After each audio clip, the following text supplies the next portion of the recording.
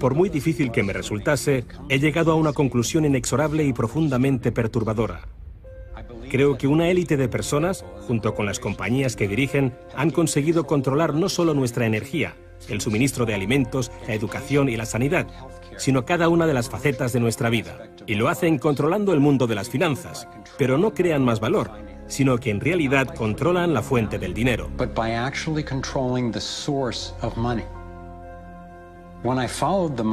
Cuando seguía el dinero, vi que me arrastraba a la cima de una pirámide.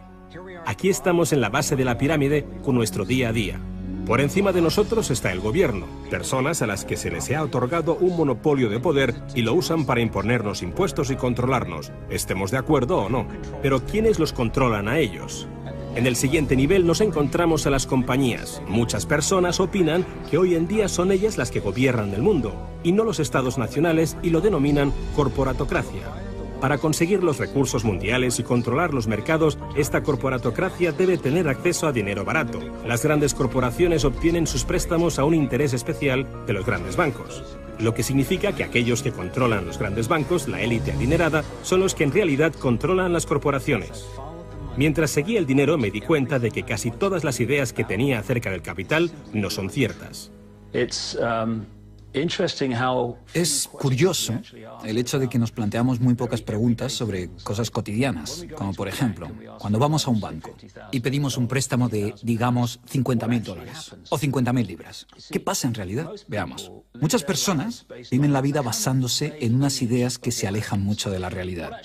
Lo que en realidad pasa es que si pides 50.000 libras, escriben que en tu cuenta hay 50.000 libras. Eso es todo lo que hacen. No acuñan monedas ni imprimen billetes. No recurren a ningún metal precioso. Simplemente escriben en una pantalla de ordenador que tu cuenta tiene 50.000 libras. Desde ese momento empiezas a pagar intereses sobre una cantidad de dinero que nunca ha existido, que no existe y que no existirá. Resulta que los bancos prestan unas 9 veces más dinero que la cantidad que en realidad guardan en sus cámaras. Y esto es posible gracias al préstamo conocido como reserva fraccionaria. Funciona de la siguiente manera. A la Reserva Federal, o al Banco Central de cualquier país, se le permite determinar la cantidad de dinero que un banco debe tener en sus reservas. En los Estados Unidos, ahora mismo es más o menos un 10%.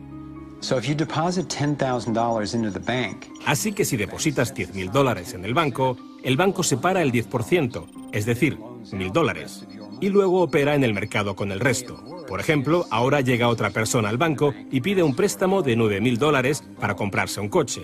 En ese momento, el banco presta $9.000 del depósito que tú habías creado. Los $9.000 desaparecen. Entonces, la persona que solicita el préstamo paga al vendedor del coche y éste ingresa la cantidad en otro banco que forma parte del mismo sistema bancario central. Estos $9.000 se consideran un nuevo depósito y así continúa el proceso sucesivamente. El dinero se vuelve a depositar y se vuelve a prestar hasta que el depósito inicial de $10.000 se convierte en $100.000. El sistema bancario acaba de crear $90.000 simplemente prestando el dinero. Aparentemente todo empezó con los orfebres del siglo XVII, cuando la gente acudía a ellos para comerciar con oro. El oro era muy pesado para llevarlo de un sitio a otro, así que la gente comenzó a guardarlo en cámaras y comerciaba con recibos. Aquellos recibos fueron los primeros billetes. Como solo unos pocos retiraban su oro en momentos determinados, los dueños de las cámaras, básicamente los nuevos banqueros, empezaron a crear recibos de oro que en realidad no tenían. Entonces prestaban esos recibos y les aplicaban unos intereses al dinero prestado, al oro, que en realidad no tenían. Así nació nuestro sistema de reserva fraccionaria. En este sistema, los banqueros consiguen hacer dinero de donde no hay nada, mientras que el resto de nosotros tenemos que trabajar para ganárnoslo. Esto ha provocado una forma moderna de servidumbre donde la masa de la sociedad trabaja para pagar su deuda con los bancos.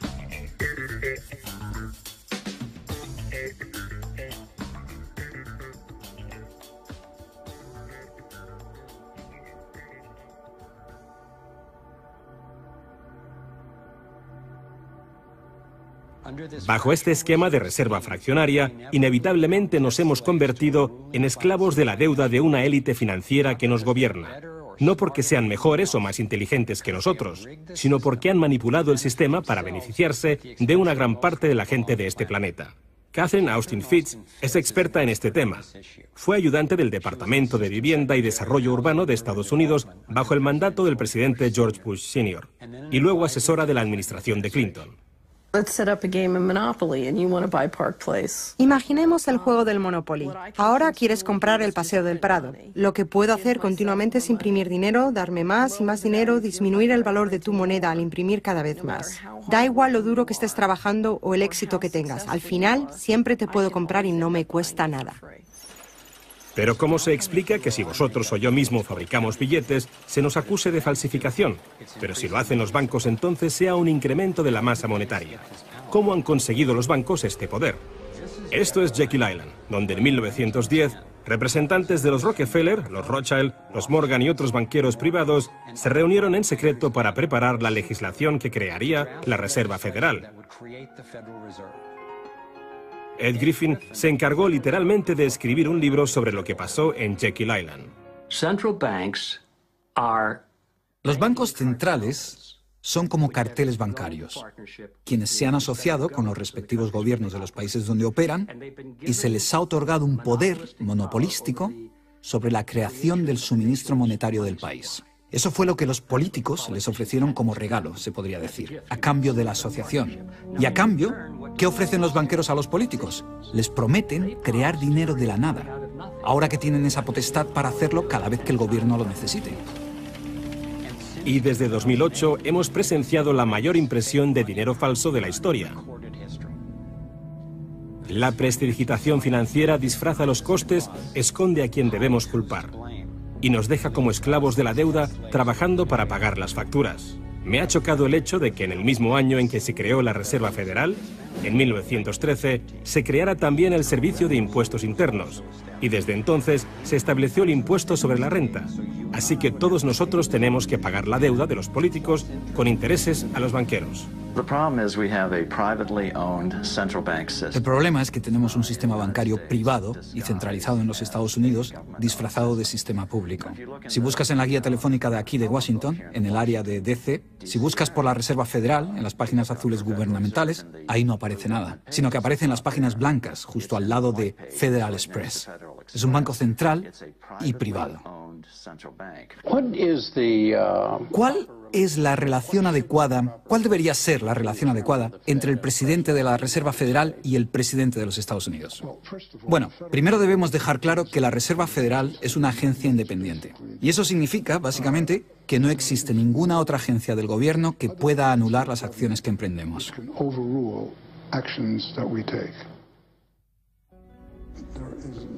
Que no existe ninguna otra agencia del gobierno que pueda anular las acciones que emprendemos.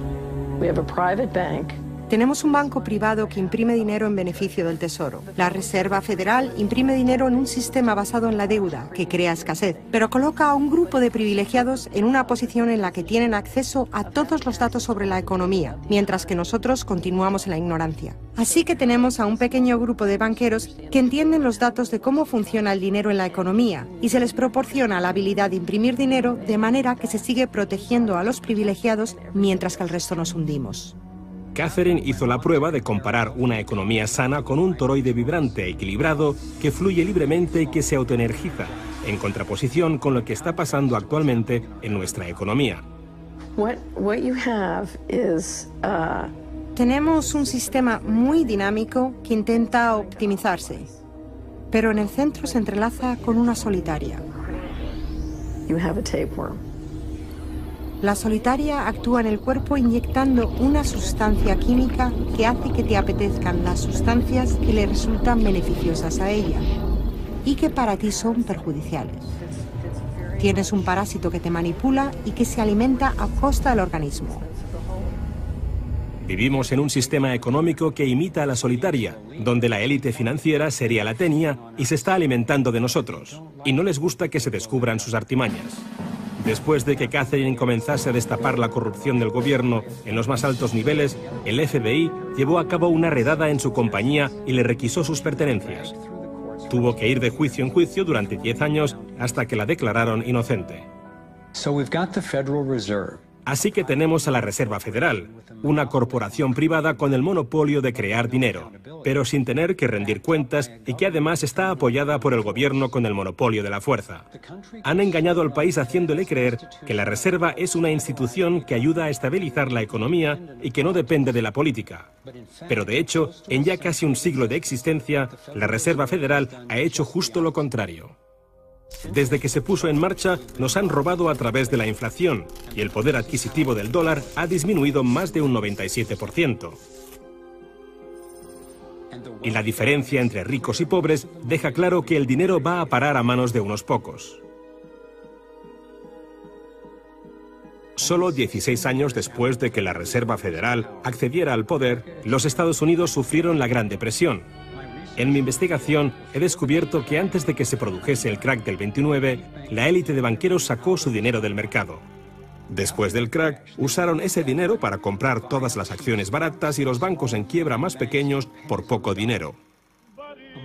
Entre los banqueros que consolidaron su fortuna de esta manera, encontramos a los Rothschild, los Rockefeller y los Morgan. Un caso similar sucedió con el colapso financiero de 2008, en el que de nuevo se volvían a beneficiar los mismos banqueros.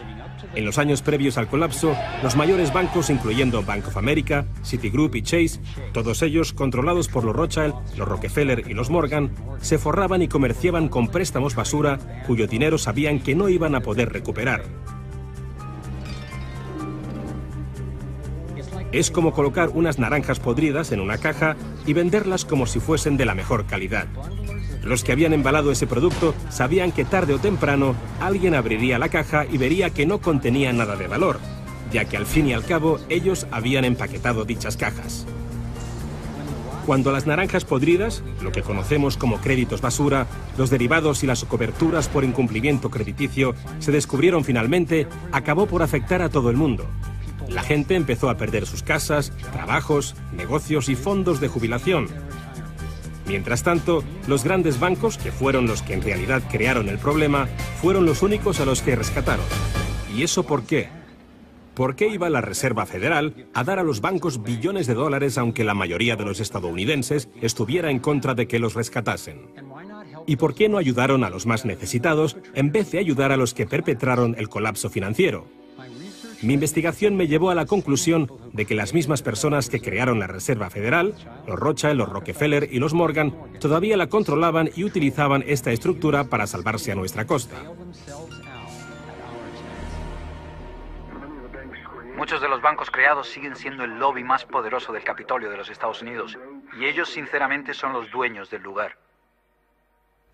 Estoy convencido de que el reciente colapso financiero de 2008 fue el resultado de un esquema de inflar y tirar orquestado, diseñado y ejecutado por los grandes banqueros para consolidar sus fortunas y su poder. David Icke nos explica cómo ve los denominados ciclos comerciales de la Reserva Federal. Fase 1 es como lanzar el sedal. Fase 1, colocas un montón de dinero, unidades de intercambio, en circulación. Para ello, bajas los intereses y concedes muchos préstamos. Esta es la parte del ciclo que denominamos boom. Como hay muchas unidades de intercambio en circulación, hay un montón de dinero que cambia de manos, que genera una gran actividad económica. Eso genera empleo y como se gasta más y más dinero, aumenta la demanda. Así que las compañías solicitan más créditos de dinero recién salido del horno para aumentar su producción. La gente coge confianza a su rutina. Pues resulta que trabajo para tal compañía y tienen muchos pedidos. Funciona de maravilla, tengo trabajo asegurado. ¿Y sabes qué? Estoy pensando en comprar una casa más grande. Luego empiezan a cambiar. Lo que hacen es tirar del sedal. Suben los tipos de interés. Ahora, cada vez hay menos personas que consiguen los créditos porque las condiciones de concesión se han endurecido. Y también, al aumentar los tipos de interés, una gran parte del salario de las personas se destina a pagar esa subida de los intereses y no al consumo. De repente, ya no hay tanto dinero en circulación y por tanto se compran menos cosas. Los beneficios de las compañías empiezan a disminuir, empiezan a reducir los puestos de trabajo y algunas comienzan a cerrar. La gente pierde sus trabajos. Ya no pueden pagar las hipotecas de esas grandes casas que se habían comprado cuando todo iba bien. Ahora los bancos empiezan a recoger el sedal, porque mientras la gente se declara en bancarrota, tanto las compañías como las personas, los bancos se quedan con las fortunas que sí que son de verdad. Con las propiedades, las tierras, los recursos que habían puesto como aval para que simplemente les prestasen unas cifras que solo aparecían en la pantalla del ordenador. Y llevamos siglos con este ciclo económico de tirar el sedal y recoger, de inyectar una gran cantidad de dinero en circulación, de hacerlos picar. Y lo que se ha hecho en realidad es robar. Y se ha propiciado que se acumule la verdadera riqueza del mundo en manos de unos pocos.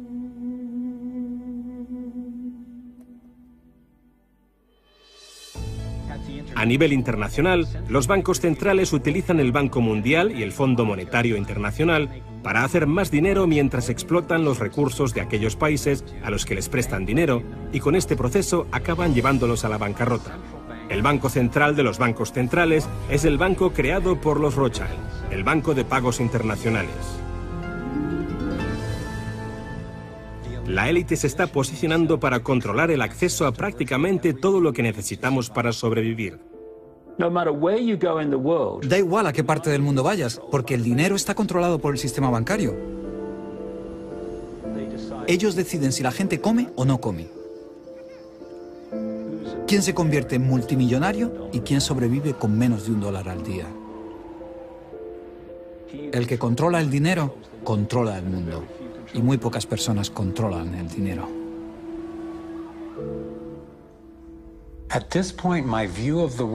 Llegados a este punto, mi concepción del mundo dio un vuelco. Empecé a enfrentarme al hecho de que el fracaso y el sufrimiento de muchos es en realidad el éxito y realización de unos pocos, la élite de los banqueros que ha engañado al mundo y a los que se les ha permitido crear dinero. Todos ellos ya son dueños de vastas fortunas. Entonces, ¿cuál es su finalidad? ¿Cuáles son sus objetivos?